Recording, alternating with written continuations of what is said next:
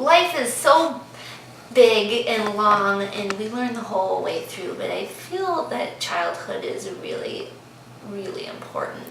I know I haven't been perfect, I never claimed to be. Every parent says that it's worth it, and I can't disagree. I was just a child myself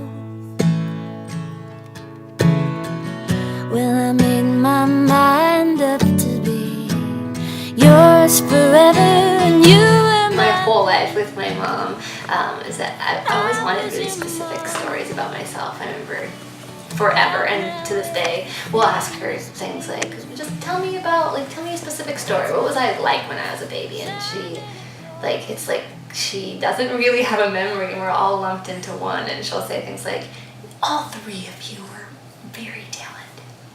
I had this thing when I was really young, and it actually slips in still as an adult every once in a while, but I did not like looking at people. I still don't like looking at people. Sometimes. But as a kid, I always had my head down. So there's like picture after picture after picture of me just like, and then I would keep my chin tucked down and sometimes look up. So there's those, whenever my mom would be like, Rachel, smile for the picture, there's a lot of this going on. Which is funny. Felt like I was protecting myself somehow by looking down.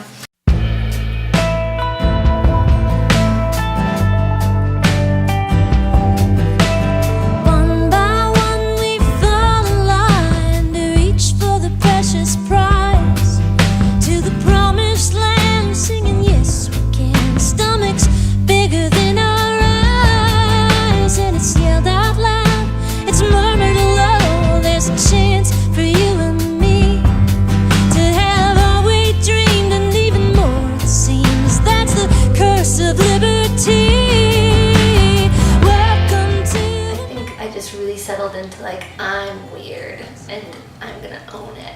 My brother, by that time, he's 8 years older than me, and he's an activist here in Duluth, and has been doing all sorts of human rights and animal rights and everything, activism, for as long as I can remember. So starting by like 3rd grade, I started just like being the kid who stood up for other people, and who was a vegetarian, and who was like, whose brother got arrested for protesting, blah blah blah, you know, whatever it was. I think I like decided like, this is me, this is my identity. 3rd grade, and for a good long while I held on to it because it felt safe. It felt like, if I'm already weird and I'm claiming it, then people won't make fun of me for other things, or like I won't be vulnerable in other ways. My brother was a really big influence because, you know, my mom, I'm going to specifically point out that my mom was the one who really instilled those values in us, but my brother being 8 years older than I was, really just like struck out on his own. You know, in high school, he like was leading his classmates in composting and like protesting the circus. That's how I learned about, you know, first started hearing protest music, and first started like attending events with him that like holding cute little signs. You know, not cute, I was cute holding the sign. The sign was just a normal sign. But me holding the sign,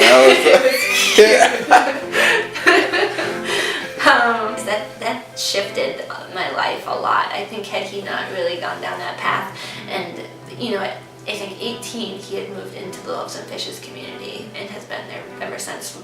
You know, there's been breaks, but just completely devoted his life to helping other people, and I was really inspired, and I think I thought of him as my little, like an idol. Like, he was my big brother, and he was fabulous. Well, I think that's my most favorite thing in the whole world, is to write something that really makes sense to a lot of people, and that I can perform it in front of them and watch them understand it. Always being in tune with how other people are feeling and reacting to any given situation, and to my own actions. So that's all.